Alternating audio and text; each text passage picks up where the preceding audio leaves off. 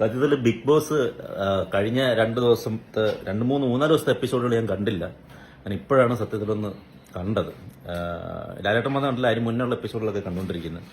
അപ്പോൾ ഏറ്റവും വലിയ രസം എന്ന് പറഞ്ഞാൽ ജാസ്മിൻ്റെ പേരൻസ് വന്നൊരു എപ്പിസോഡിൽ അവർ പോകാൻ നേരത്ത് രണ്ടുപേരും കൂടെ, ജാസ്മിൻ്റെ പപ്പായും മമ്മിയും കൂടെ രണ്ടുപേരും ഒരുമിച്ച് ബാത്റൂമിൽ കയറിയിട്ട് 2 സൈഡിൽ കയറിയിട്ട് മൈക്ക് ഊരി രണ്ടുപേരും വെച്ചിട്ട് ഇന്നൊരു ന്യൂട്രി കൂടെ ജാസ്മിനും മൈക്ക് ഊരി മാറ്റി അങ്ങ് വെക്കാൻ നോക്കി.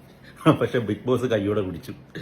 അതെനിക്കൊരു അവരുടെ ആ ഒരു എന്താണ് രഹസ്യങ്ങൾ പറയാനായിരിക്കും ഒരു പക്ഷെ ആ സ്ട്രാറ്റജിയെ ബിഗ് ബോസ് കൈയോടെ പൊക്കിയത് വളരെ സന്തോഷമുള്ള കാര്യമാണ്.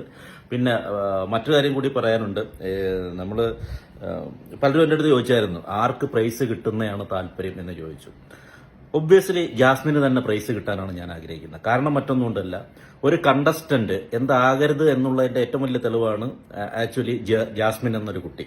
ഗബ്രി ഉണ്ടായിരുന്നു, അദ്ദേഹം അങ്ങനെ തന്നെയായിരുന്നു. പക്ഷേ വാട്ട് എവർ, ഇതൊരു ബിസിനസ്സാണ്. എൻഡ് ഓഫ് ദി ഡേ ആ ബിസിനസ് ചെയ്യുന്നത് തന്നെ ജാസ്മിനെ വെച്ചിട്ടാണ്.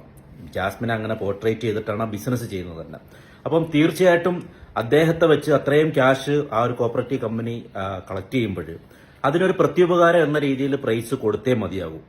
സീരിയസ്ലി ജാസ്മിൻ എന്നൊരു വ്യക്തി ഇല്ലെങ്കിൽ ഈ സീസൺ വേറെ ആരുണ്ട് അവിടെ? ഈ സീസണിൽ ആരുമില്ല.